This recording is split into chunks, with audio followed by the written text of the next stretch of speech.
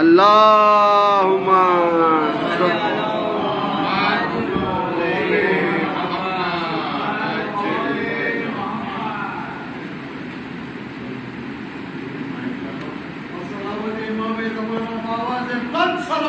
اللہم صلی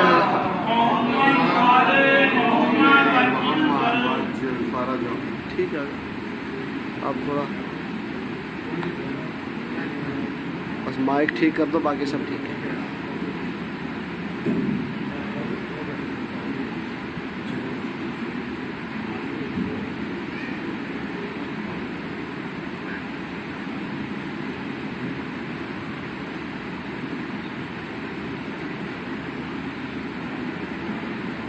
رحم اللہ من قرأ الفاتحہ.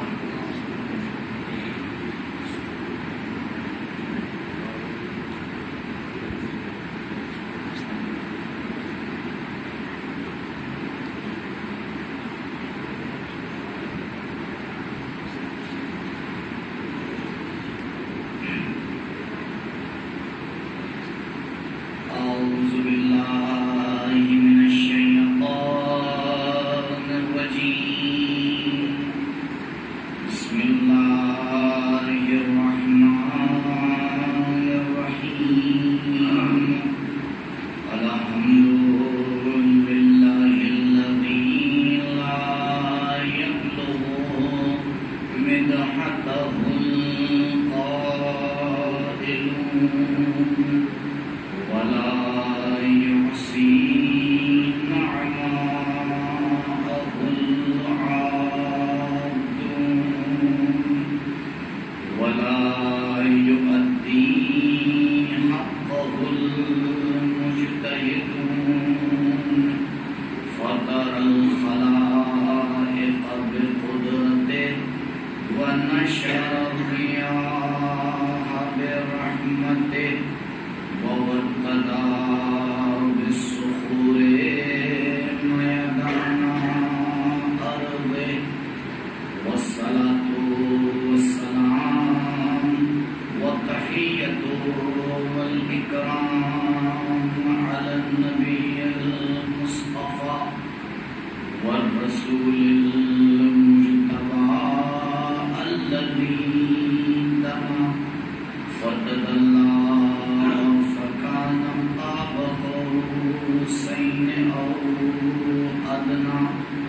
هو الذي سمي في السماء بأحمد وفي الأرضين بأبي القاسم المصطفى محمد.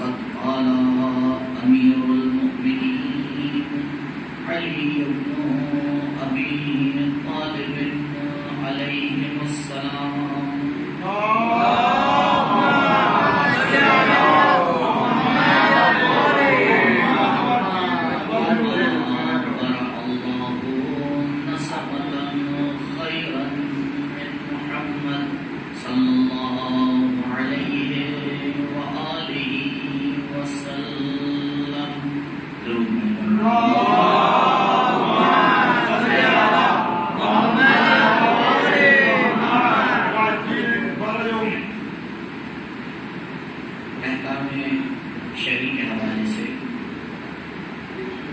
جو حقوق اور ذمہ داریاں انسان کے اوپر آتی ہیں اور ضروری ہوتا ہے انسان کے لیے کہ اسے انجام دے، اسے علماء دو حصوں میں تقسیم کرتے ہیں۔ ایک حصہ ہے جسے کہا جاتا ہے حق اللہ، اور ایک حصہ ہے جسے کہا جاتا ہے حق الناس۔ سبحان اللہ۔ حق اللہ جیسے نماز کا واجب ہونا، روزے کا واجب ہونا، حج کا واجب ہونا، یہ سب حقوق اللہ میں جاتا ہے۔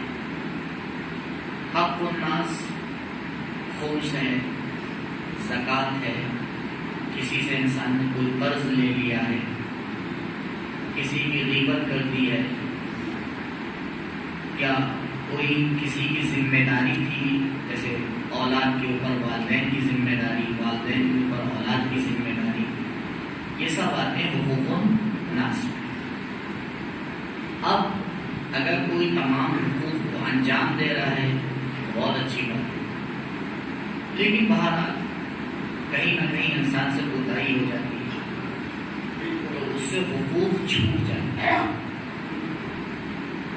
ضروری ہے انسان پہلی فرصت میں یہ جو حقوق اس سے چھوٹے ہیں اس کو پورا کرے۔ اگر حق اللہ ہے، اور ایک بات دونوں میں سیم ہے، چاہے حق اللہ ہو چاہے حق الناس ہو، جیسے ہی کوئی حق پامال ہوتا ہے پہلی چیز جو انسان کی گردن پہ آتی ہے وہ ہے استغفار، فوراً۔ اسی لیے علماء کہتے ہیں استغفار واجب، مستحب نہیں، واجب ہے۔ واجب۔ کیوں؟ کیونکہ کہیں نہ کہیں انسان سے کوتاہیاں ہوتی ہیں، بے شک۔ تو استغفار فوراً، اور پھر پروردگار سے دعا کرے کہ یہ جو مجھ سے حق چھوٹا ہے میں اس کو کسی طرح پورا کروں۔ اب اگر حق اللہ ہے تو پھر آگے اس کو پورا کرے، جیسے نماز اگر قضا ہو گئی تو پڑھے، روزہ اگر قضا ہو گیا تو اس کو دوبارہ بجا لائے، جو بھی ہے۔ لیکن حق الناس کا مسئلہ اس کا غور فرق نہیں۔ حق الناس میں صرف استغفار سے مسئلہ پورا نہیں، بلکہ جس شخص کا حق ضائع ہوا ہے اسے بھرپائی کرنا ضروری ہے۔ ایک مثال بس دوں گا اور انشاءاللہ پھر اگلا مسئلہ کل۔ انسان نہیں سمجھ پاتا کہ غیبت کی وجہ سے بھی اسی گردن کے اوپر حق آ جاتا ہے۔ غیبت جو ہے وہ حق الناس میں سے، اور غور فرمائیے گا غیبت جھوٹ نہیں ہے، سچ ہے۔ یعنی پروردگار اجازت نہیں دیتا ہے کہ انسان ہر سچ بولے۔ کیا کہہ رہے، سبحان اللہ۔ اگر وہ سچ جس سے کسی مومن کی آبروریزی ہو رہی ہے تو پروردگار اجازت نہیں دیتا ہے کہ وہ سچ بولا جائے۔ جھوٹ تو بہت دور کی بات ہے۔ اگر انسان نے اپنے کسی مومن بھائی کی کوئی ایسی چیز دیکھی جو بری ہے باہر، دوسروں کو نہیں پتا، صلوات پڑھنے پر محمد۔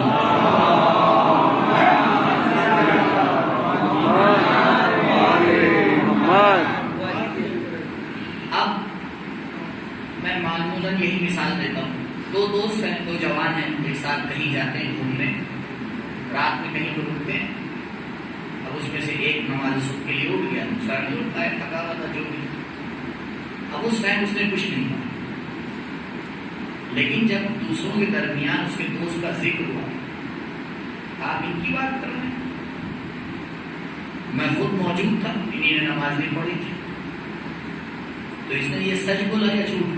سچ بولا۔ یہ غیبت ہے۔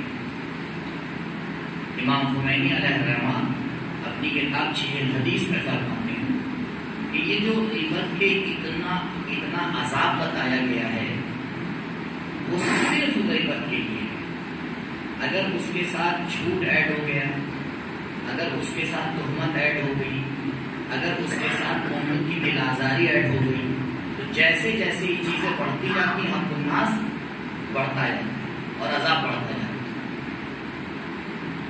کیونکہ میں نے مسئلہ جگہ بیان کیا تھا تو ایک جوان نے مجھ سے پوچھا، اس لیے آج میں اس پہ زور دے رہا ہوں۔ اب بہت سے الحمدللہ لوگ متوجہ ہو جائیں کہ اگر ایسی غلطی کی ہے تو اس کی بھرپائی کیسے کی ہے۔ دیکھیے، جو آپ کے ذہن میں ہے کہ خدا نہ خواستہ اگر کسی کی اس طرح سے آپ کو رسی ہوئی ہے تو دو طرح کے لوگ ہوتے ہیں، غور کیجیے گا اس مسئلے پہ کیونکہ یہ مبتلا ہے۔ کچھ ایسے ہیں کہ اگر آپ جا کے ان سے معافی مانگیں گے تو کہیں کوئی بات نہیں، ٹھیک ہے، یعنی جن کا سینہ پروردگار نے کشادہ بنایا ہے۔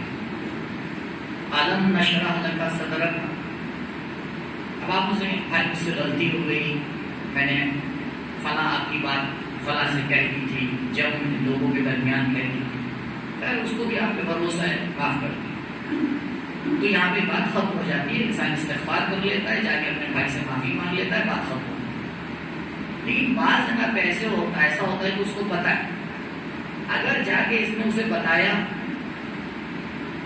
تو پھر یہ بات اور بڑھے گی، اللہ معاف تو کریں گے نہیں، مسئلہ اور آگے بڑھے گا۔ تو یہاں کیا کیا ہے؟ اب یہ حق الناس جو گردن پر ہے، اسے کیسے ختم کیا ہے؟ دیکھیے، اتنا اسلام نے لحاظ رکھا ہے ہر چیز کا، اگر نہیں کہیں تو حق الناس گردن پر ہے اگر معافی نہیں مانگتے، اور اگر معافی مانگنے جائیں تو خطرہ اس بات کا کہ بات آگے بڑھے گی۔ پروردگار یہاں پہ فقہا فرماتے ہیں کہ پہلے تو انسان استغفار کرے، اور دوسرا اس مومن بھائی کے لیے جس کی غیبت کی ہے اس کی طرف سے کوئی نیک کام انجام دے، اس کی طرف سے صدقہ دے دے، اس کی طرف سے مجلس میں شرکت کر لے، اس کے مرحومین کے لیے سورہ فاتحہ پڑھ دے، اپنے مستحب عمل میں اس کو آ کے شریک کر لے، تو پروردگار چاہتا ہے کہ برائیاں دبی رہیں۔ کیا کہنے، سبحان اللہ، پروردگار چاہتا ہے برائیاں دبی رہیں۔ عزیزوں، کوشش کریں اچھائیوں کو پہنائیں، برائیوں کو ختم کریں۔ پروردگار ہمیں اس نیک عمل کی توفیق دے۔ صلوات پر محمد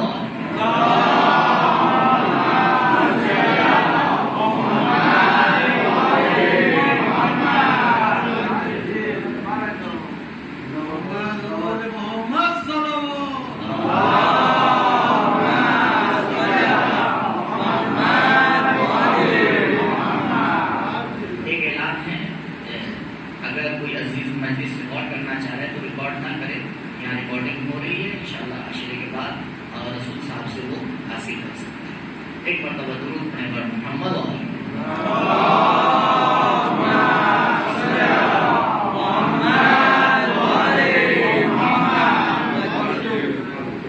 رسول اللہ بے زبان ولی اللہ۔ میرا مولا نبی کو توصیف فرما رہا ہے، دنیا والوں آؤ پہچانو نبی کی ذات کون سی ذات ہے، کیونکہ جب تک تم نبی کو نہیں پہچانو گے تم اسلام کو نہیں سمجھ پاؤ گے، کیونکہ جو لے کے آتا ہے پروردگار جیسا پیغام ہوتا ہے ویسا پیغامبر ہوتا ہے، یہ ہم آہنگی ہونا ضروری ہے۔ کبھی بھی چھوٹے پیغام کے لیے بڑے انسانوں کو نہیں چنا جاتا، اور بڑے پیغاموں کے لیے چھوٹے انسان کو نہیں چنا جاتا۔ تو اگر انسان پیغامبر کو پہچان لے تو بہت زیادہ مدد ملتی ہے کہ پیغام کو پہچانے، اور اگر کہیں کہیں پیغام سمجھ میں نہ آئے تو پھر وہ آگے یہ نہیں کہتا کہ پیغام غلط ہے، پھر وہ آگے کہتا ہے کہ یہ میری سمجھ سے بالاتر ہے۔ کیوں؟ کیونکہ پیغام لانے والا ایسی ذات ہے۔ مولا کائنات علی ابن ابی طالب علیہ السلام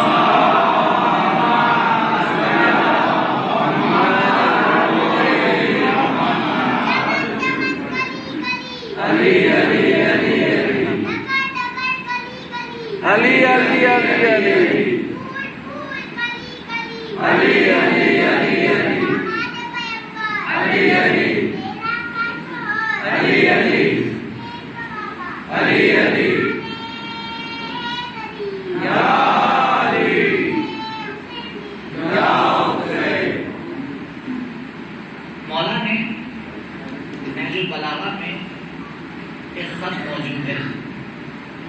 معاویہ کے نام لکھتے ہیں، اور ان خطوں میں سے ہے وہ جس میں مولا نے مقایسہ آگے کیا ہے کہ معاویہ تم مجھ سے جنگ کرنا چاہتا ہے، اور اس میں مولا نے خاندان بنی امیہ کی حقیقت کو بیان کیا اور اپنے حقائق کی طرف اشارہ کیا۔ تو خط کا مضمون ایسا ہے کہ سب کو پتا تھا کہ جو اسے لے کے جائے گا اس کی خیر نہیں۔ اب مولا نے جب خط تیار کیا کہا کون لے کے جائے گا، تو کوئی آسانی سے تیار نہیں ہوگا۔ آپ نے غور فرمایا، پیغام کو دیکھ کے پیغامبر چنا جاتا ہے۔ سبحان اللہ۔ جناب ترمہ آگے بڑھے، علی میں اس خط کو لے کے جاؤں گی۔ مولانا نے کہا بے شک تمہارے علاوہ کوئی لے بھی نہیں جا سکتا۔ خط ترمہ کے حوالے کیا، ترمہ خط کو لے کے شام پہنچے، اور پہنچنے کے بعد جب دربار میں حاضر ہوئے تو معاویہ نے کہا کیا لے کے آئے ہو؟ کہا جو مسلمانوں کا خلیفہ ہے اس کی طرف سے تیرے لیے پیغام لے کے آئے ہیں، دے دو کسی کو؟ کہا نہیں، ایسے کا پیغام لایا ہوں تجھے خود لینا پڑے گا، کسی کے حوالے نہیں کروں۔ مجبور کر دیا معاویہ کو کہ خود اٹھے اور آ کے پیغام کو لے۔ پیغام کو لیا، کھولا، پڑھا، غصہ تو آیا، کرتا کیا؟ کیونکہ حقیقت لکھی ہوئی تھی۔ کہنے لگا کہ ترمہ تمہیں نہیں پتا کہ میرا لشکر رائی کے دانوں کی طرح پھیلا ہوا، یہ بہت زیادہ ہے میرے لشکر کی تعداد۔ جناب ترمہ نے فوراً پلٹ کے کہا معاویہ کسے ڈرا رہا ہے؟ علی کے پاس ایک ایسا مرغا ہے جو تیرے ان رائی کے دانوں کو چن کے ختم کر دے گا۔ وہ مراد کون ہے؟ کہا جناب مالک اشتر۔ اب اگر جناب ترمہ کی جگہ کوئی اور ہوتا تو پہلے تو اتنے احترام سے خط نہ دے پاتا، اور اگر دے بھی دیتا تو جواب نہ دے پاتا۔ تو جب مولائے کائنات اس بات کو سمجھتے ہیں کہ پیغام کو کس کے حوالے کرنا ہے، تو کیا خالق علی نہیں جانتا ہے کہ جو دنیا کا عالی ترین پیغام ہے وہ کس کے حوالے کرنا ہے؟ ہو ہی نہیں سکتا کہ وہ امین نہ ہو، بشیر نہ ہو، نذیر نہ ہو، رحمت للعالمین نہ ہو، پروردگار کے اسرار کو جانتا نہ ہو، اور پروردگار اپنا آخری پیغام اس کے حوالے کر دے۔ یہ ہو ہی نہیں سکتا۔ سوال یہاں آپ کے سامنے پیش کیا تھا کہ پروردگار نے جب اس پیغام کو دے کے بھیجا تو مقصد کیا تھا؟ دو مقصد آپ کے خدمت میں اب تک عرض کی۔ پہلا، حق کی طرف دعوت دینا، اور یہ مقاصد مولا کی زبانی بیان کر رہا ہوں۔ یوں تو علماء نے بہت سے مقصد بیان کیے، لیکن جن مقاصد کے اوپر مولا نے آگے نشاندہی کی ہے، کہا داعیاً الی الحق، نبی کو اس لیے بھیجا اور نبی کو خلق کے اوپر شاہد بنایا۔ پھر مولا فرماتے ہیں پروردگار نے نبی کو بھیجا نذیراً للعالمین، نذیراً للعالمین۔ سورہ الحمد میں بھی یہ لفظ عالمین آپ پڑھتے ہیں، الحمدللہ رب العالمین۔ تمام حمد مخصوص ہے اس اللہ سے جو تمام عالمین کا پالنے والا ہے، یعنی جہاں جہاں عالمین رب العالمین کی حکومت ہے وہاں وہاں اس کے نبی کی نبوت ہے۔ سبحان اللہ۔ کیوں؟ کیونکہ وہ رب العالمین ہے۔ اور پیغمبر نذیرا للعالمین. نذیر کسے کہتے ہیں؟ کا نذیر ڈرانے والا، بشیر کے مقابلے میں. لیکن ہر ڈرانے کو نذیر نہیں کہتے. وہ ڈرانا جس میں شفقت ہو، وہ ڈرانا جس میں دل سوزی ہو. اس لیے نہیں ڈرایا جا رہا ہے کہ ڈرانا مقصد ہے، اس لیے ڈرایا جا رہا ہے کیونکہ ہدایت مقصد ہے. کا انسان اتنی آسانی سے ہدایت کے راستے پہ گامزن نہیں ہوتا. اگر اسے ہدایت کے راستے کے اوپر روکے رکھنا ہے تو اس کو یہ بتانا پڑے گا کہ دیکھو اگر اس راستے سے باہر نکلے تو کتنے خطرے ہیں، کتنے خطرے ہیں.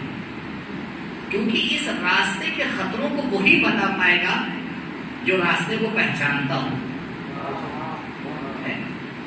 ہم اور آپ تو اس راستے پہ چلے نہیں ہیں، چل رہے ہیں. تو جتنا چلا ہے انسان اتنے ہی راستے کو تو جانتا ہے، اور جتنے راستے پہ ابھی نہیں چلا ہے کہا اس کے لیے تمہیں رسول آگے بتائیں گے کہ راستہ کیسا ہے.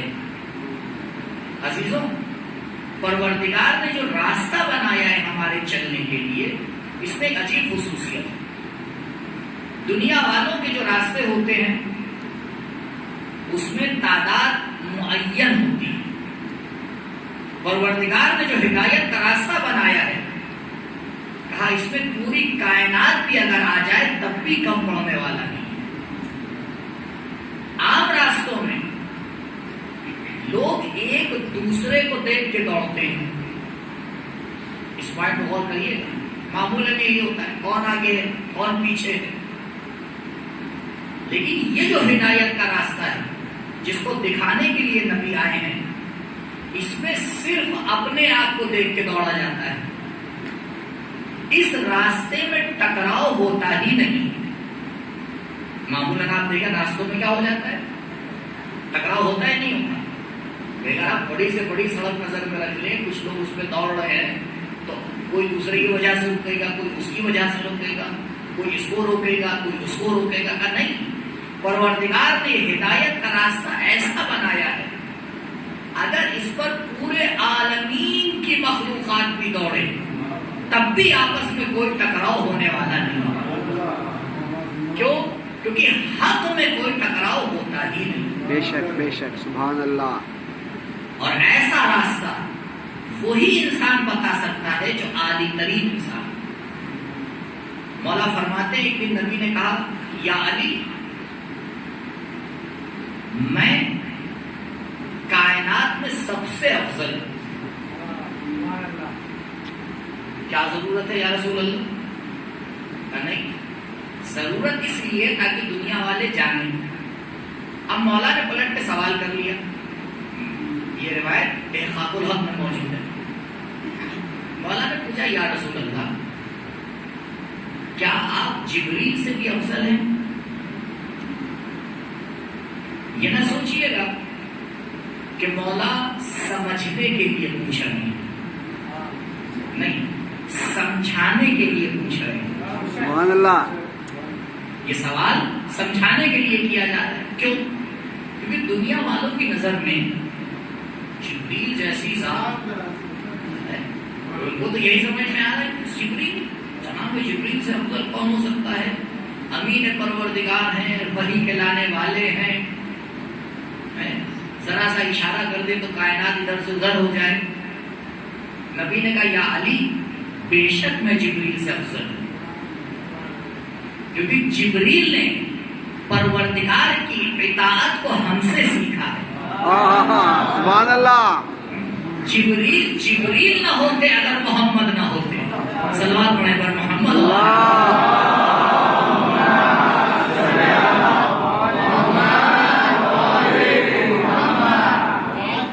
جبریل کو اپنی اسی خدمت کے اوپر تو ناز ہے کہ پروردگار نے عالی ترین انسان کی خدمت کے لیے جبریل کو چنا ہے. پھر نبی فرماتے ہیں یا علی جب پروردگار نے جبریل کو خلق کیا تھا تو ہم خلق کیے جا چکے تھے، ہم نے اپنی خلقت کے بعد پروردگار کی تسبیح شروع کی تھی، اور جب پروردگار نے جبریل کو خلق کیا تو جبریل نے ہمیں دیکھ کر اطاعت پروردگار کا طریقہ سیکھا۔ سبحان اللہ۔ جبریل نے ہمیں دیکھ کر اطاعت پروردگار کا طریقہ سیکھا۔ تو آپ گھبرائیے گا نہیں اگر آپ مولا کو یہ کہتے ہیں کہ مولا کی عبادت کو دیکھ کے جبریل نے عبادت کا طریقہ سیکھا۔ عزیزوں عرض کر چکا ہوں یہ نور ایک ہی تھا، بعد میں پروردگار نے اسے دو حصوں میں ٹکڑے کر دیا۔ جب تک الگ نہیں کیا تھا تو جو محمد تھے وہی علی تھے، جو علی تھے وہی محمد تھے۔ درود پڑھیں بر محمد و آل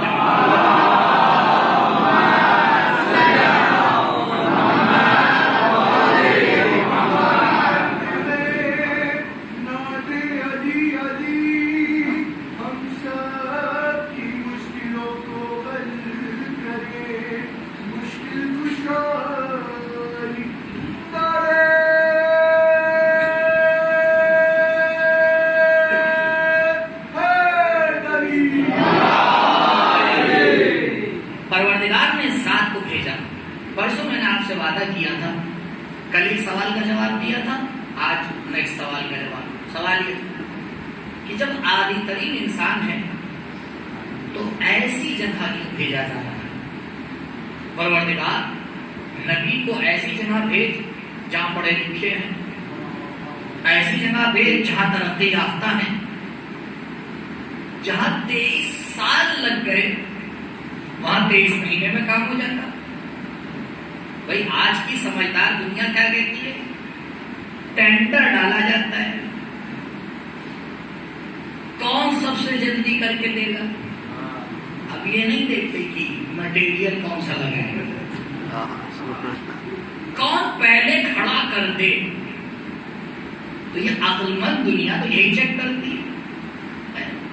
تو پروردگار 23 سال لگ گئے مکے کو فتح ہونے میں، ارے یونان میں بھیج دیتا، ترقی یافتہ علاقوں میں بھیجتا، جہاں سقراط اور ارسطو آئے تھے وہاں بھیج دیتا، ہندوستان کے کسی علاقے میں بھیج دیتا، بڑے ترقی یافتہ ہوتے ہیں۔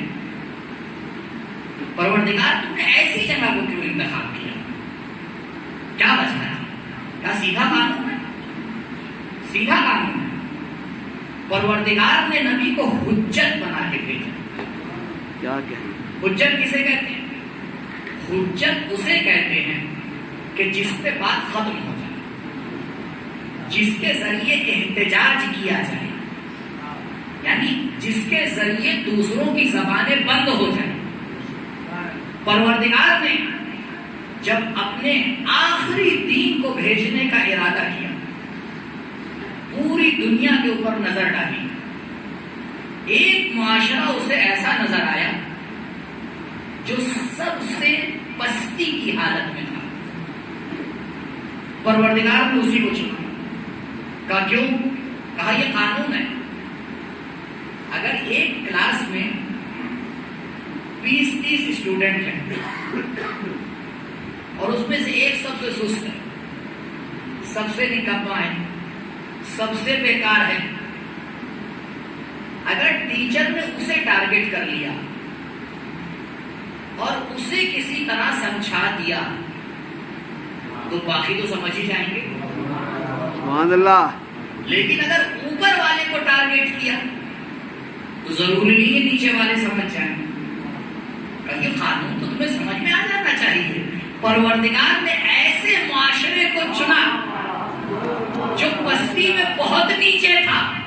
کہا دیکھو میرے نبی کا کمال، ایسے پست معاشرے میں سے کبھی ابو ذر بن کے نکلیں گے، کبھی سلمان بن کے نکلیں گے، کبھی بیسم بن کے نکلیں گے، کبھی تمہار بن کے نکلیں گے۔ اگر اس معاشرے میں ایسے بن سکتے ہیں تو پھر دنیا کے ہر معاشرے میں سلمان بن سکتے ہیں۔ سبحان اللہ۔ پڑھیں پر محمد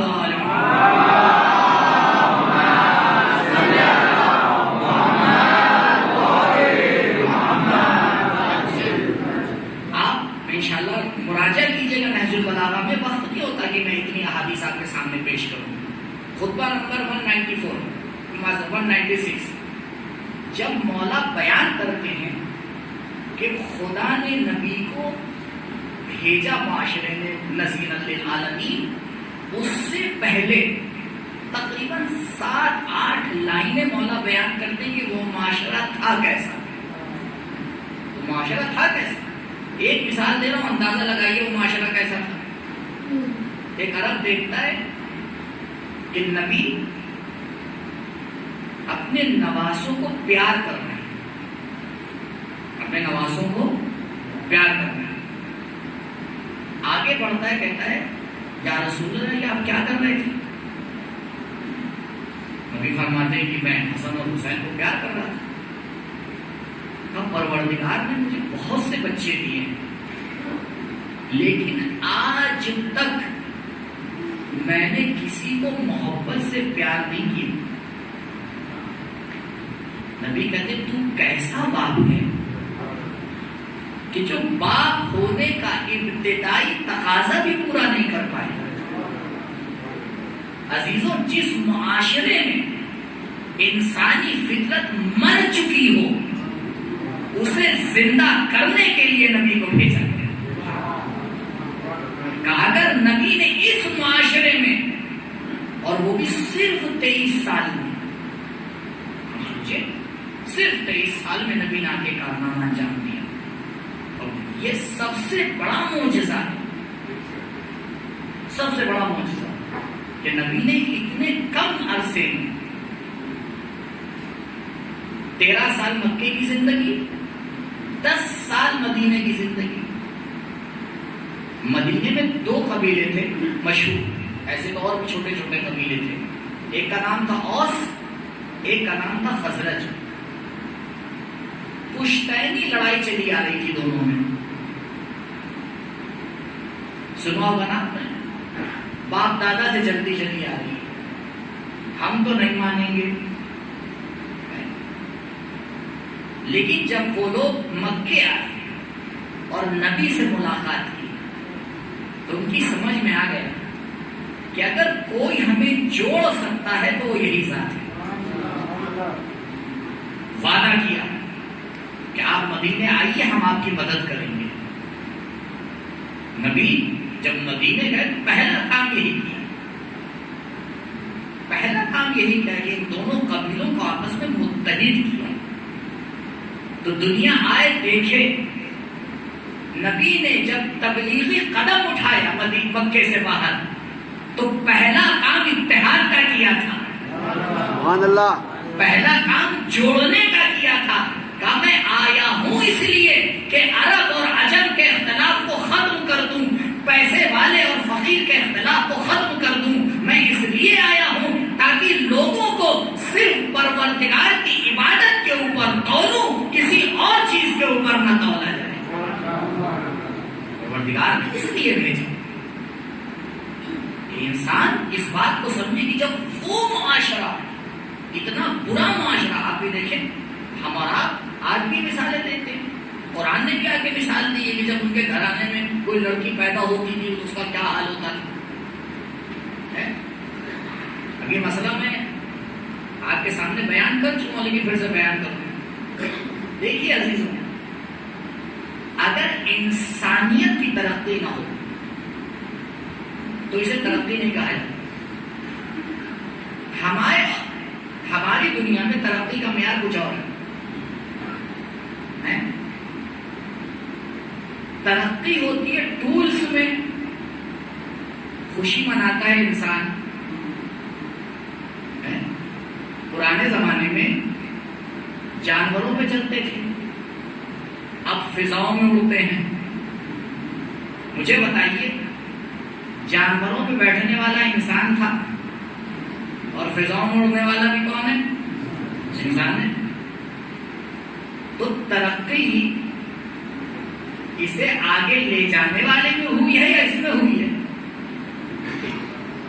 غور کریے، نہیں تو فکری حوالے سے تو ابھی انسان وہی ہے،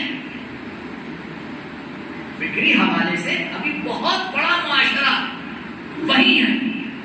کیوں آج دیواروں پہ آپ کو لکھا دکھتا ہے لڑکی بچاؤ لڑکی پڑھاؤ؟ یہ نعرہ آج کا نہیں ہے، نبی کا نعرہ ہے 1400 سال پہلے کا. سبحان اللہ. تم آج یہ نعرہ دیکھ کے اپنے آپ کو ترقی یافتہ سمجھتے ہو. میرا نبی 1400 سال پہلے یہ نعرہ دے کے جا چکا ہے کہ جس کو بچانے کے لیے ہم آئے ہیں. یعنی 1400 سال کے بعد بھی انسان فکری حوالے سے ابھی اسی جہالت میں ہے. بے شک. سبحان اللہ. اسی جہالت میں ہے. بس فرق یہ ہو گیا ٹولز نے ترقی کر لی. تو کل ولادت کے پہلے اسے پتا نہیں ہوتا تھا کہ کیا آنے والا ہے, تو ولادت کے بعد مارتا تھا. آج پہلے پتا چل جاتا ہے تو پہلے ختم کر دیتا ہے. اللہ اکبر. تو کہا فکر تو وہی ہے. جو چیز جس میں ترقی ہونا چاہیے وہ ہے انسانیت. سورہ مبارک آل عمران, اس سورہ کا نام تو آپ کو یاد ہی رہے گا کیونکہ مولا کے والد کے نام پر ہے,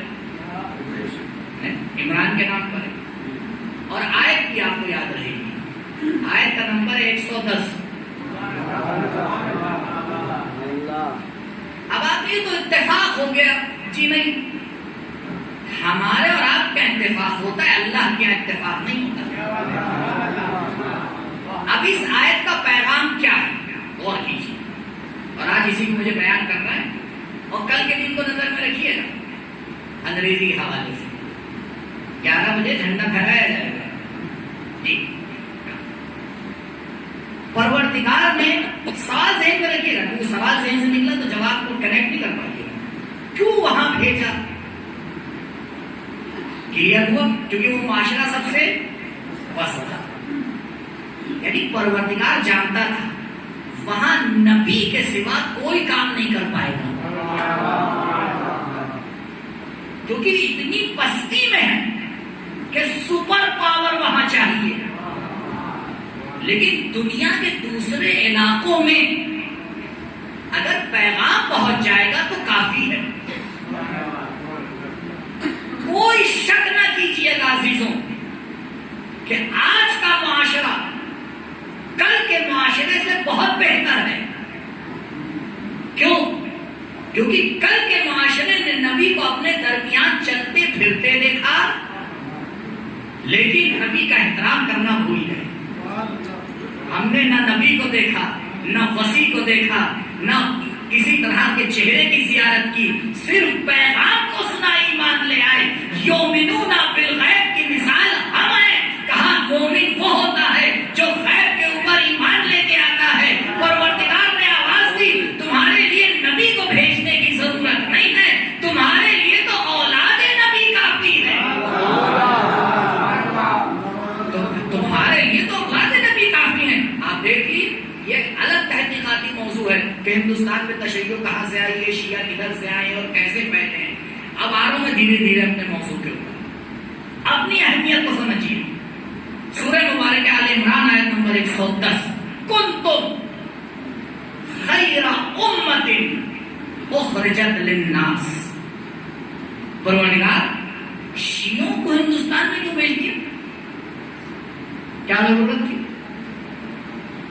جب شیعوں پر مظالم ہوئے اور آپ نے جزیرۃ العرب کو چھوڑا, عراق کو چھوڑا, تو یہ تو تھا نہیں کہ رائٹ ہی ہینڈ بھاگنا ہے بھیا لیفٹ بھاگ جاتے. ادھر ہی کیوں آ گئے, یورپ چلے جاتے. گئے بعد میں, سب سے پہلے ادھر آئے, اور اگر 8ویں امام بھی آئے تو ادھر ہی آئے. اس کے پیچھے بڑے مسائل ہیں اور اس کی تفصیلات ہیں, کیونکہ پروردگار ہر جگہ حجت قائم کرنا چاہ رہا ہے. اور جو بات آپ کی خدمت میں عرض کرنا جا رہا ہوں وہ ایک اہم پیغام ہے. اگر پروردگار ہمیں اسی جگہ پہ رکھتا تو مقصد پورا نہ ہوتا نبی کے آنے کا. یہ کالے لباس میں عزاداری کرنے والے شاید آپ کو ہر ادارے میں تو نہ ملے, لیکن ہر ملک میں ضرور مل جائیں گے. بے شک. سبحان اللہ. ملیں گے یا نہیں ملیں گے؟ تو کیا ضرورت ہے ہر ملک میں نظر آئے؟ نہیں ضرورت ہے. کہا کن تم, مخاطب کا صیغہ ہے تم لوگ. ابھی نہیں کلیئر ہو پا رہا ہے تم لوگ کون ہیں؟ خیر امتی، بہترین امت ہو. کون؟ بہترین امت. اب اگر آیت یہیں پہ رک جاتی تو جتنے فرقے بنے ہیں سب کہتے ہیں اس سے مراد ہم ہیں. اور کہتے ہیں اللہ تو خالق انسان ہے. انسان تو کس سے مکر کرے گا؟ وَمَكَرُوا مَكَرَ اللَّهِ وَاللَّهُ خَيْرُ الْمَاكِرِينَ. جب خدا کا نقشہ چلتا ہے نا تو پھر کسی کی نہیں چلتی. اب پروردگار نے اس میں ایک صفت لا کے لگائی. کہا جانتے ہو اس امت کو پہچاننے کا طریقہ کیا ہے؟ اس کی 3 صفتیں. پہلی صفت تَأْمُرُونَ بِالْمَعْرُوفِ. امت کی پہلی نشانی یہ ہے کہ وہ اچھائیوں کی طرف دعوت دیتی ہے. سبحان اللہ. وَتَنْهَوْنَ عَنِ الْمُنْكَرِ. اس کی دوسری نشانی یہ ہے کہ وہ برائیوں سے روکتی ہے. سبحان اللہ. اور اس کی تیسری نشانی پتہ ہے کیا ہے؟ کیونکہ اگر آپ یہ کہیں گے تو بہت سے لوگ کھڑے ہو جائیں گے ہم اچھائی کی طرف بلاتے ہیں. یہ جتنے بھی آرگنائزیشن ہیں جو کسی اور مقصد سے بنتی ہیں کرتی کچھ اور ہے وہ سب کھڑے ہو جاتے. اللہ میاں کا رک جاؤ، ایسے تھوڑی قرآن ہے تمہارے ہاتھ کی لکھی ہوئی کتاب تو ہے نہیں. حق نے بھیجی ہے، حق بنا کے بھیجی ہے، حق کے ساتھ بھیجی ہے. سبحان اللہ. اور حق تک پہنچنے کے لیے بھیجی ہے. کہ تیسرے دن آپ خدمت برس کر چکا. ایک اور قاعدہ لگائی تیسری وَتُؤْمِنُونَ بِاللَّهِ. یہ جو امر بالمعروف کرتے ہیں، اچھائیوں کی طرف بلاتے ہیں، برائیوں سے روکتے ہیں، یہ وہ ہیں جو اللہ پر ایمان رکھتے ہیں. سبحان اللہ. یعنی یہ مسلمان نہیں ہیں، مومن ہیں. عزیزوں یہ بتائیے جو لوگ اچھائیوں کی طرف دعوت دیتے ہیں ان کی تعداد کم ہوتی ہے یا زیادہ؟ کم ہوتی ہے نا. ہماری تعداد ہندوستان میں کم ہے یا زیادہ؟ کم ہے یا زیادہ؟ کم ہے نا. تو کم ہونے میں پریشان نہ ہوئیے گا. سبحان اللہ. پروردگار نے ہمیں پوری دنیا میں پھیلایا. دنیا سمجھ نہیں پا رہی تھی کہ اس آیت کا مصداق ہے کون. کربلا نہ ہوتی تو یہ آیت کا مصداق ہمیشہ تاریکی میں رہتا. حسین جب مدینے سے نکلے اعلان کیا انی لم اخرج عشرا ولا بطرا ولا مفسدا ولا ظالما بل اريد ان امر بالمعروف وانهى عن المنکر. تم کیا جانو حسین مدینے سے کیوں نکل رہے ہیں؟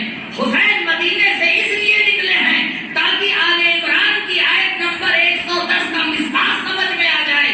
حسین اچھائیوں کو پھیلانے کے لیے نکل رہے ہیں، برائیوں کو روکنے کے لیے نکل رہے ہیں. جو حسینی ہوتا ہے وہ تأمرون بالمعروف ہوتا ہے اور تنہون عن المنکر ہوتا ہے.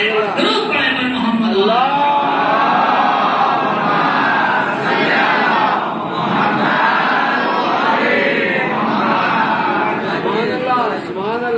پروردگار نے ہمیں اس لیے دنیا کے ہر خطے میں بھیجا ہے تاکہ ہم وہاں کے لیے آئیڈیل بنے.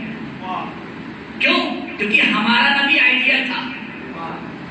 لَكُمْ فِي رَسُولِ اللَّهِ أُسْوَةٌ حَسَنَةٌ. اے لوگوں، نبی تمہارے لیے بہترین مثال ہے. اب آپ فوراً اعتراض کر دیں گے کہ مولانا صاحب کیسی بات کر رہے ہیں؟ ایسے معاشرے میں آئیڈیل بننا کچھ کرنے نہیں دیا جاتا. ہمارا سب سے پہلا پیغام کیا ہوتا ہے؟ کچھ کرنے ہی نہیں دیا جاتا. یہ وہ کہے جس نے کچھ کیا ہو. یہ وہ کہے جس نے اور جس نے کچھ نہیں کیا. اسے حق نہیں کہنے کا کہ کچھ کیا، کرنے نہیں دیا جاتا. عزیزوں صحیح سے فیصلہ لے کے بتائیے کہ وہ قوم کہ جس کا نبی عالی ترین نبی ہے، جس کی کتاب عالی ترین کتاب ہے، جس کے رہنما عالی ترین رہنما ہے، جس کے علماء عالی ترین علماء ہوں، اگر وہ قوم عالی ترین نہ بن پائے تو کیا بنے گی؟ کہا پروردگار نے تمہیں بھیجا ہی اسی لیے ہے تاکہ مقصد بعثت پورا ہو سکے، مقصد بعثت پورا ہو سکے۔ ہم اپنی ذمہ داری کو آج تک نہیں سمجھ پائے۔ اسلام مکتب انسانیت ہے۔ کہا تم جس معاشرے میں رہو تمہیں کیسا ہونا چاہیے؟ دیکھیے، ایک جوان ایمان لے آیا، اس کی صرف بوڑھی ماں تھی، بوڑھی ماں تھی۔ ماں نے دیکھا کہ کچھ دنوں سے جوان کا رویہ اور زندگی کا طریقہ چینج ہو گیا ہے۔ پہلے پوچھتا نہیں تھا، اب بہت پوچھ رہا ہے۔ پہلے اسے یہ نہیں پتا ہوتا کہ ماں نے کھانا کھایا یا نہیں کھایا، اب ہر وقت خیال رکھ رہا ہے۔ تو دھیرے دھیرے ماں کو اندازہ ہوا نہیں کہ ایک دو دن کی بات نہیں ہے، یہ تو پورا چینج ہو گیا ہے۔ تو بلا کے پوچھا، بیٹا کیا بات ہے؟ کچھ دنوں سے تمہارا اخلاق چینج نظر آ رہا ہے، بہت اچھے ہو گئے۔ کب بس ماں ایسے نہیں، کچھ بات پر میں تو تیری ماں ہوں، میں نے تجھے پالا ہے، میں جانتی ہوں، اتنی آسانی سے تو کیسے بدل گیا؟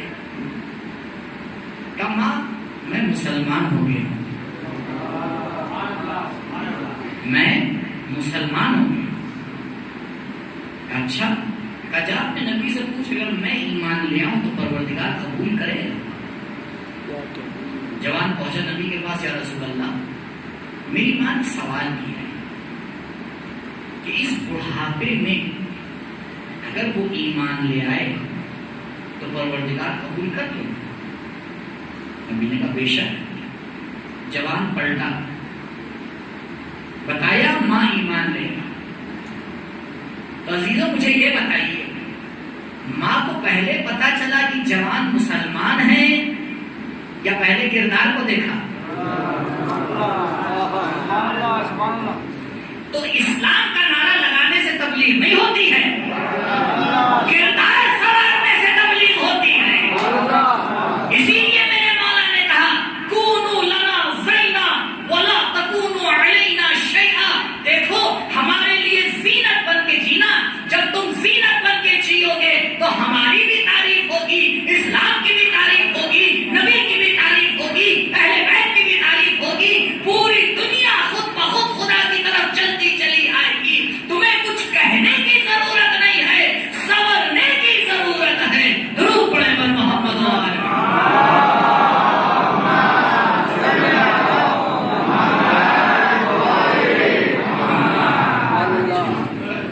یعنی تمہاری فیملی بہترین فیملی ہونا چاہیے، تمہارے معاملات بہترین معاملات ہونا چاہیے، تمہارے جوان بہترین جوان ہونا چاہیے، تمہارا ایجوکیشن کا سسٹم بہترین سسٹم ہونا چاہیے، تمہارے گھر بہترین گھر ہونا چاہیے۔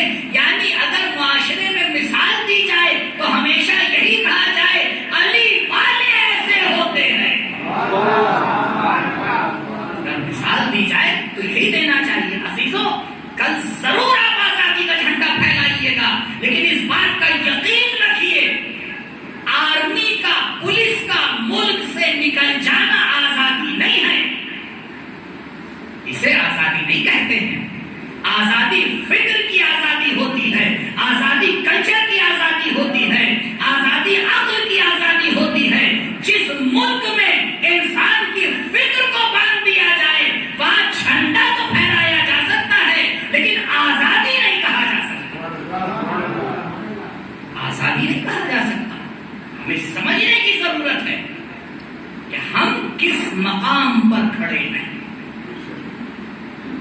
عزیزوں صرف بولنے کے لیے نہیں ہے اہل بیت،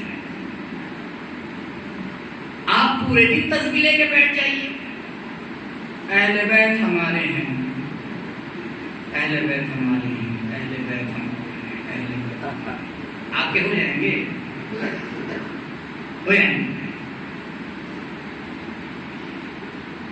ایک بار وہ پلٹ کے کہتے ہیں یہ ہمارا ہے، سبحان اللہ، یہ ہمارا ہے۔ کبھی آپ نے جوہری کی دکان پہ پتھر خریدے ہیں؟ موقع نہیں ملا، انشاءاللہ ملے گا۔ میں ڈر رہا تھا کوئی کس کے الہی آمین نہ کہتے، ایک دن تو آزما چکا ہوں۔ کبھی کبھی ایسا ہوتا ہے کہ جب آپ جوہری کی دکان پہ جائیں تو اسی ٹائم میں مال لے کے آیا ہوتا ہے۔ پھر بھی تعجب ہے، جے پور سے پتھر ایران جاتا ہے اور ہم جا کے وہیں سے خرید کے واپس لے آتے ہیں۔ تو یہ سارے پتھر مکس ہوتے ہیں۔ اب اس میں جو ہے وہ عقیق بھی ہے تو لال عقیق بھی ہے، ہرا عقیق بھی ہے، پیلا عقیق بھی ہے، تو اس میں فیروزہ بھی ہے، تو اس میں راج بھی ہے، تو اس میں حدید بھی ہے، سارے عقیق سب پتھر ملیں گے۔ وہ کہتا بھائی ابھی ابھی آیا ہے، اس میں سے آپ سلیکٹ کر لیجیے۔ آپ فیروزوں کو الگ کرتے ہیں، تو میں آپ سے پوچھوں کیوں آپ نے ان کو ایک کیٹیگری میں کیا؟ آپ کہیں گے یہ سب ایک جیسے ہیں، یہی تو کہیں گے نا۔ آپ لال عقیقہ ایک طرف کر دیں گے، میں کہوں گا بھائی آپ نے سب کو ایک طرف کیوں کیا؟ آپ کہیں گے یہ سب ایک جیسے ہیں۔ کتنی آسان سی بات ہے، کوئی پتھر چلایا نہیں، کسی پتھر نے نعرہ نہیں لگایا، کسی پتھر نے کوئی کمنٹ نہیں کیا فیس بک پر، کسی پتھر نے پوری رات جاگ کے واٹس ایپ پہ کوئی محاذ نہیں جمایا، لیکن پھر بھی آپ نے سب کو ایک ساتھ کر دیا۔ اما اتنی سی عقل رکھنے والا انسان یہ سمجھتا ہے کہ جن کی صفات ملتی رہے انہیں ایک جیسا کہا جاتا ہے۔ ہم آج تک نہیں سمجھ پا رہے ہیں الفاظ ملانے سے کچھ نہیں ہوتا، صفات کو ملانا پڑے گا۔ جتنی صفات ملتی چلی جاتی ہے اتنا کمال ملتا چلا جاتا ہے۔ درود پڑھیں پر محمد و آل محمد۔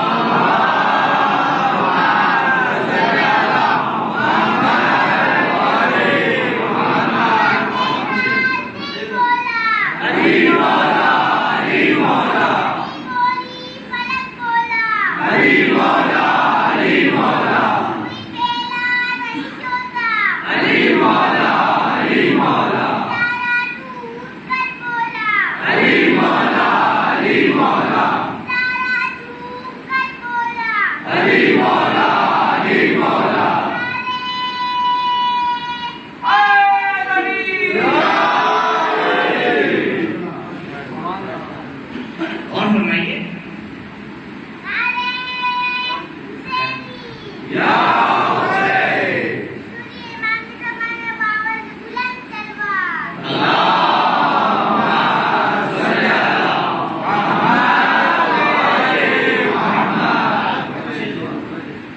پروردگار ان نسلوں کو سلامت رکھے اور ان والدین کو سلامت رکھے جن کی ایسی تربیت ہے۔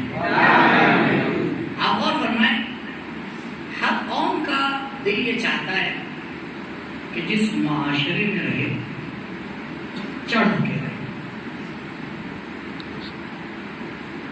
ایسے ہی تو نہیں ہو سکتا۔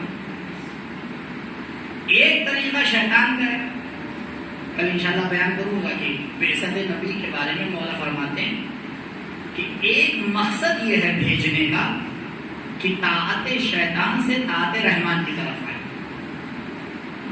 یہ کل انشاءاللہ خدمت میں پیش کروں گا، یا ہر قوم یہی چاہتی ہے۔ ایک طریقہ شیطانی ہے لیکن وہ طریقہ زیادہ دن چلتا نہیں ہے، بڑا مسئلہ ہے۔ کیا؟ زور زبردستی۔ یہ زور زبردستی والا زیادہ دن نہیں چلتا۔ کیوں؟ کیونکہ اس کی کوئی حقیقت ہوتی نہیں۔ آپ دیکھیں، نبی اس دنیا سے گئے، اس کے بعد 250 سال تاریخ کو چیک کر لیا، کہیں آپ کو نہیں ملے گا کہ کوئی امام کسی گدی پہ بیٹھا ہو، ملے گا سوائے 4 سال 8 مہینے ایک ذات، اس کے علاوہ تو کسی نے حکومت ہی نہیں. لیکن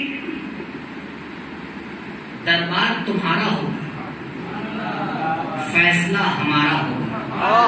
سبحان اللہ. جاؤ علی کو بلا کے لاؤ. اب علی کی کیا ضرورت پڑ گئی؟ کہا ہم جسموں پہ تو راج کر سکتے ہیں، دلوں پہ نہیں کر سکتے.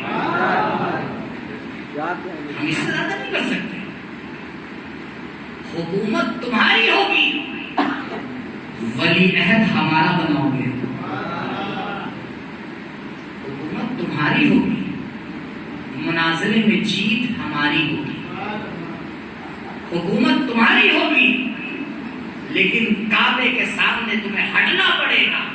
جب ہم آئیں گے کعبے کو بوسہ دینے کے لیے، تم چاہے اپنے زمانے کے حاکم کیوں نہ ہو، تمہیں ہٹنا پڑے گا، کیونکہ ہر حاکم کے آگے ہماری حکومت چلتی ہے. سبحان اللہ.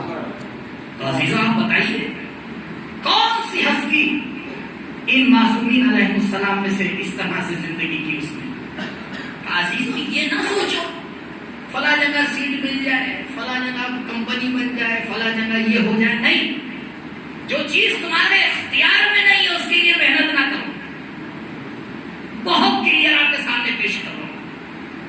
زبردستی وہاں گھوڑے نہ دوڑاؤ جہاں میدان ہے ہی نہیں. پونا والے سے بہتر کا جانتے ہوں گے، اتنا بڑا میدان گھوڑے دوڑ رہے ہیں. آج اتوار کا اس کے پاس سے گزرے، جب اس کے پاس سے گزرے تو اس میدان کی لرز وہاں تک کیا گئی تھی. قبلہ جانور دوڑانے سے کچھ نہیں ہوتا. مولانا آپ کو کیا پتا، ہم جانور کو کنٹرول کرتے ہیں، ہم اپنے کو کر لو. اپنے کو کنٹرول نہیں کر پا رہے، گھوڑوں کو کنٹرول کر رہے. تو یہ کنٹرول کتنے دن چلتا ہے؟ جب تک کہ جیب میں پیسہ رہتا ہے. کہیں نہیں ملے گا. پوری محنت لگا لیجیے، کیونکہ نئے نئے نقشے دیے جاتے ہیں نا ماشاءاللہ ہماری قوم. آپ کو تعجب ہوگا کہ مولانا یہاں سے یہ باتیں کر رہے ہیں. جی، کیونکہ یہاں سے ہی یہی باتیں ہوتی ہیں. اور آپ ٹینشن نہ لیجیے، میں کہہ رہا ہوں آپ تو سن رہے ہیں. مسئلہ کہنے والے کے لیے ہوتا ہے، سننے والے کے لیے نہیں ہوتا. تو جب کہنے والا یہاں تک کیا کے کہہ دے اور اس کے بعد بھی کسی کے کان پہ چو نہ رہیں گے تو پھر تعجب کی بات ہے. عزیزوں، پروردگار وہ ذمہ داری دیتا ہے جو انسان کر پائے. بے شک. سبحان اللہ. لا یکلف اللہ نفسا الا وسعها. ہم انسان کو اس کی صلاحیت سے زیادہ ذمہ داری نہیں دیتے. ہم پلان ہی وہ بناتے جو ہماری ذمہ داری نہیں ہے. کیوں؟ کیونکہ شیطانی ہوتا ہے. ایسا کام سوچتے جو ہو نہیں سکتا. بھیا ایسا سوچو جو ہو سکتا ہے. یہ تو کر سکتے ہو اچھے پڑوسی بن جاؤ، یہ تو کر سکتے ہو اچھے شوہر بن جاؤ، یہ تو کر سکتے ہو اگر کہیں تمہیں نوکری پہ رکھا جائے تو بہترین امپلائی بن جاؤ، یہ تو کر سکتے ہو اگر کہیں ٹیچ کرو تو بہترین ٹیچر بن جاؤ، یہ تو کر سکتے ہو اگر رکشہ چلاؤ تو بہترین ڈرائیور بن جاؤ، یہ تو کر سکتے ہو. اس کے بارے میں تو کوئی نہیں آگے کہے گا مولانا بڑا سخت کام ہے. بھائی یہ سخت کام نہیں ہے، یہ پیغام اہل بیت کو پہنچانا ہے. کیونکہ جب انسان کا کردار سامنے آتا ہے تو سامنے والا پوچھ ہی لیتا ہے بھائی آپ کا مذہب کیا ہے. اب وہاں پہ پیر نہیں لرزنا چاہیے کہ ہم کیسے آگے بتا دیں. جی نہیں، مولا پہ بھروسہ کر کے کہیے ہم ایسے مقصد سے تعلق رکھتے ہیں جو پوری انسانیت کو نجات دینے والا ہے. درود پڑھے پر محمد و آل محمد.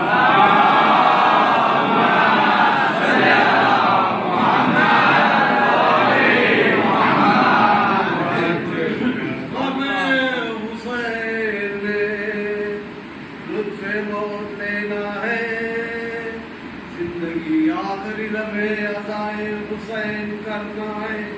हसरत खिसाल नारा जलाल रब्बुल्ला इस मस्तक पर बैठ कर हर मोमिन के लब परवाज़ उसमें हुसैन हो कि पर मोहम्मद और मोहम्मद सल्लल्लाहु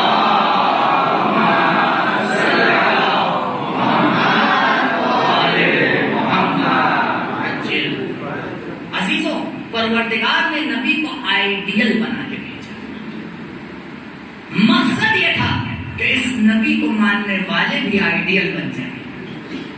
और जिस दिन ये काम हो गया उस दिन यकीन मानिए फतह हमारी है। क्यों? क्योंकि गले काटे जा सकते हैं, किरदार खत्म नहीं होते। किरदार खत्म नहीं होते, जिस्म खत्म हुआ करते हैं, इमारतें खत्म हुआ करती हैं। आप गौर फरमाएं, खिदमत खल्क आली तरीन सिफत है नबी की, जो हमारे अंदर होना चाहिए। हमारे अंदर एक मसला है, हम पहले चेहरा देखते हैं, बाद में मदद करते हैं। और नबी मदद करने के लिए रात की तारीकी चुनते हैं। कहां किरदार से किरदार मिल रहा है? मौला रात की तारीकी में खाना लेके जा रहे हैं। एक सहाबी के साथ में बोली, कहा दीजिए मैं उठा लूं। बनाने का नहीं, ये मेरा काम है, मेरा काम है, मैं खुद उठा के लेके जाऊंगा। मौला उठा के लेके गए। जब पहुंचे बस्ती में बांटने के लिए, उस शख्स को जो साथ पता पड़ा था जी को कहे, अपना रसूलुल्लाह जानते नहीं ये जो लोग जिनको आप दे रहे हैं ये आपके मुखालिफ हैं। क्या तुझे मालूम है? मुझे नहीं मालूम होगा। अजीब अजीब तारीख में बेवकूफ लोग हुआ करते थे। किसे सिखा रहे? जो मलाइका को सिखाता है। अब मुझे बता रहा, क्या तू ये समझता है कि हम फकत शियों के इमाम हैं? हमें कायनात में इमाम बना के भेजा गया है। ये तुम्हारा किरदार है कि कुछ मान लेते हैं, कुछ नहीं मानते हैं। रूप लेकर मोहम्मद और आले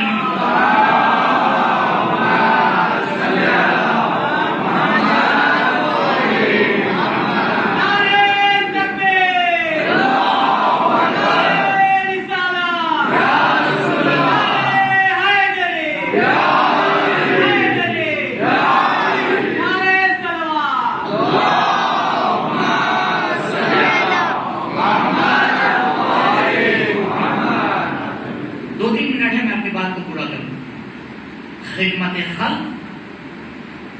अजीजों, ये सोच के ना किया कीजिए कि खिदमत खल्क इसलिए करें कि लोगों में तारीफ नहीं, वो तो होगी ही, वो होगी।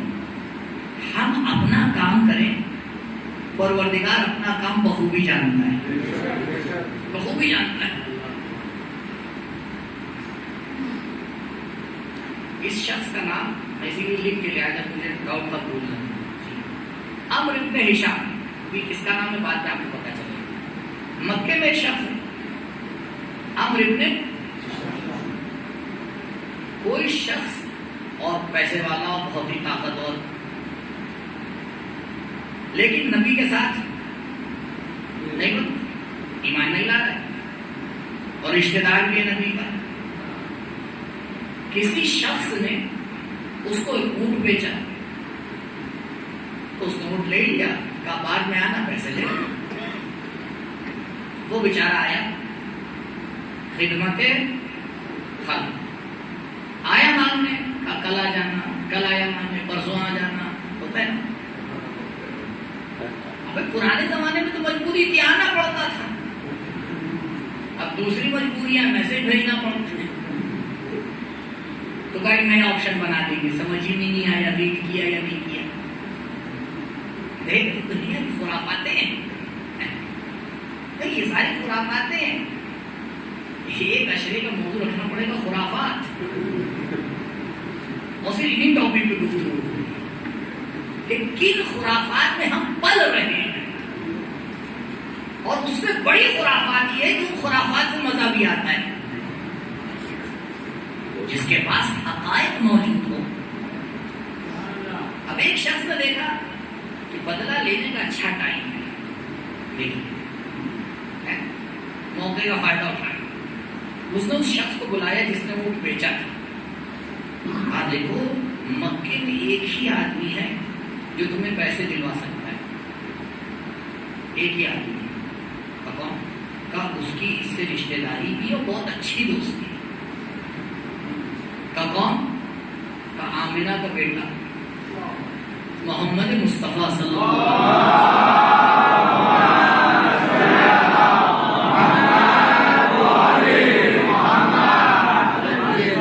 اس بیچارے کو کیا پتا، وہ تو باہر کا انسان، وہ تو یہ بھی نہیں جانتا کہ نبی ہے، اس اسلام آیا ہے کیا ہے. اور یہ واقعہ مولا نقل فرما ہے، لیکن موضوع سے نہیں ہٹاؤں میں. رسول اللہ بزبان ولی اللہ بیان کروں اس واقعے کو مکے کا. تو مولا فرماتے کہ وہ شخص پہنچا نبی کے پاس، نام لے کے کہا محمد فلاں شخص نے، عمرو بن ہشام نے، میں نے اس کو اونٹ بیچا تھا، پیسے نہیں دے رہا ہے، اور مجھے یہ بتایا گیا ہے کہ آپ کی بڑی اس سے دوستی ہے، تو ذرا سفارش کر دیجئے میری. مولا فرماتے جیسے ہی نبی نے یہ سنا فوراً کھڑے ہو، چلو فوراً چلو. اب جب لوگوں نے دیکھا کہ نبی آ رہے ہیں، اب سنیے اس شخص کا نام کیا ہے. اور اسی دن اس شخص کا یہ نام پڑا ہے، یہ ہے ابو جہل.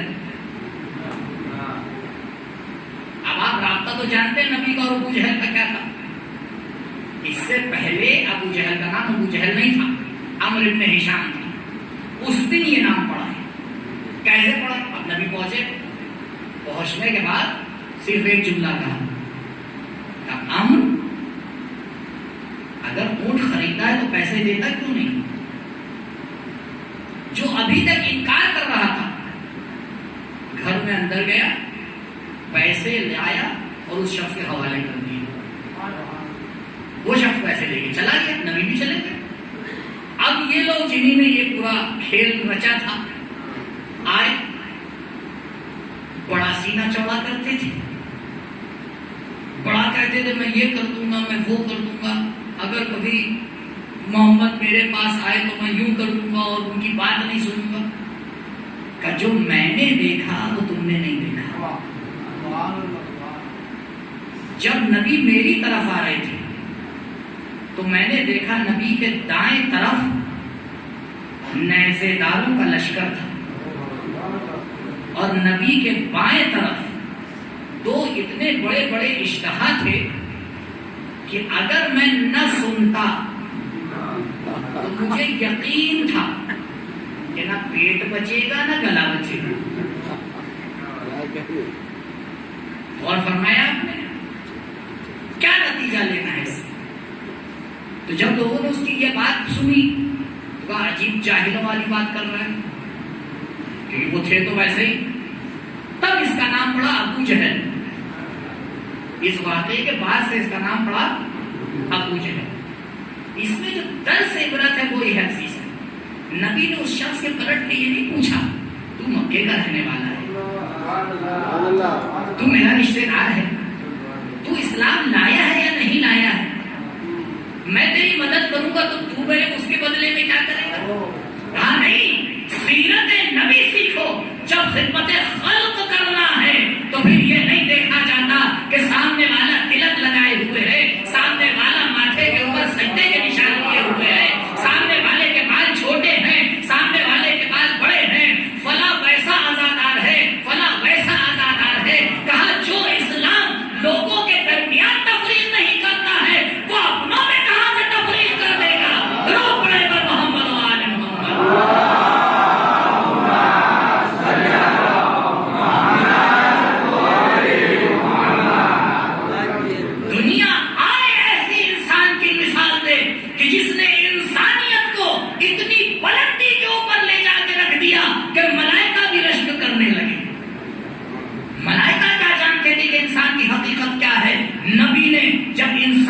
کو بلند کیا تو اتنی اونچائی کے اوپر رکھ دیا کہ اب ملائکہ کو کہنا پڑا پروردگار جب تو نے آدم کو خلق کیا تھا ہمیں نہیں معلوم تھا کہ انسان ایسی حقیقت رکھتا ہے، اگر حقیقت میں انسان ایسا ہوتا ہے تو حقیقت میں اسے سجدہ کرنا چاہیے۔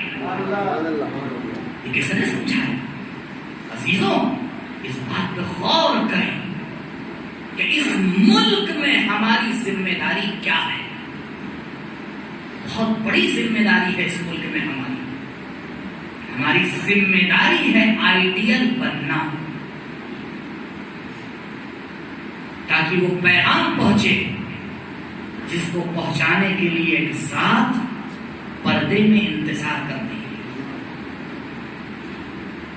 اس کا انتظار صرف یہ نہیں ہے کہ کب خدا اجازت دے گا اور میں آ کے اپنے جد کا بدلہ لوں۔ کبھی آپ نے سوچا کیوں ہمارے علماء نے ولو ایک مرتبہ ایک دن پوری آزاداری میں کہا جلوس ہم سڑک پہ نکالیں گے؟ کیوں بھئی آپ یہاں پورے اتنے بڑے کمپاؤنڈ میں آپ آزاداری کریے کوئی آپ روک رہا ہے، کیا ضرورت ہے باہر جائیں؟ کریے نہیں، ہمیں دنیا کو بتانا ہے، ہمیں پیغام کو پہنچانا ہے، کیونکہ ہم وہ قوم ہیں جسے پروردگار نے بہترین بننے کے لیے خلق کیا ہے۔ اسی لیے آزاداروں میرے مولا نے وہ کردار پیش کیا کہ کوئی کسی بھی مذہب کا ہو فخر کرتا ہے کہ کہے ہم حسین کو چاہتے ہیں، لیکن یہ اتنی آسانی سے نہیں ملا ہے، بلکہ کچھ ہستیوں نے اس پیغام کو پہنچایا ہے۔ کربلا میں دفن ہو جاتی اگر یہ دو ہستیاں نہ ہوتی۔ ایک نمائندہ ہے مردوں کی طرف سے، ایک نمائندہ ہے خواتین کی طرف سے۔ دربار ابن زیاد ہے، یزید کا خط آتا ہے کہ قیدیوں کو شام کی طرف روانہ کر دیا جائے، لوہاروں کو بلایا جاتا ہے۔ اہل بیت ابھی کچھ دن پہلے ناکوں پہ سوار ہو چکے ہیں۔ عزیزوں اتنا آسان نہیں تھا ان ہستیوں کے لیے اسیر ہو جانا۔ آپ تصور کریں جس بیوی کو کئی شہزادوں نے مل کے سوار کیا ہو، راوی کہتا ہے کہ میں مدینے میں موجود تھا جب حسین کا کارواں مدینے سے نکل رہا تھا۔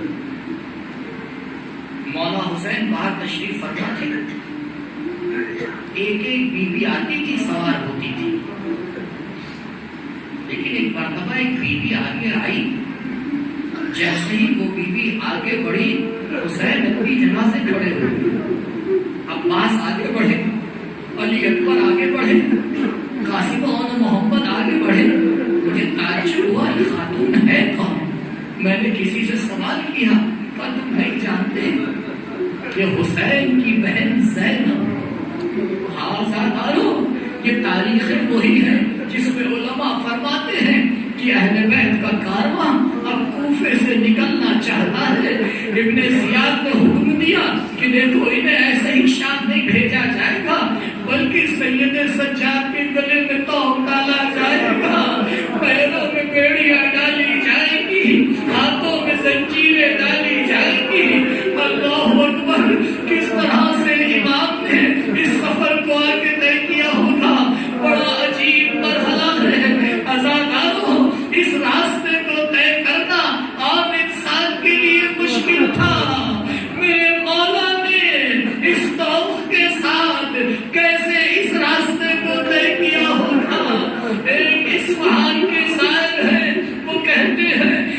زیارت کے لیے سیریا جا رہا تھا، راستے میں میری گاڑی خراب ہو جاتی ہے، خراب ہونے کے بعد میں دمشق نہیں پہنچ پاتا زیارت کے لیے، آس پاس میں کوئی ملتا نہیں کہ میں اپنی گاڑی صحیح کروا لوں، میں گاڑی میں جا کے بیٹھ جاتا ہوں۔ آپ سید تھے،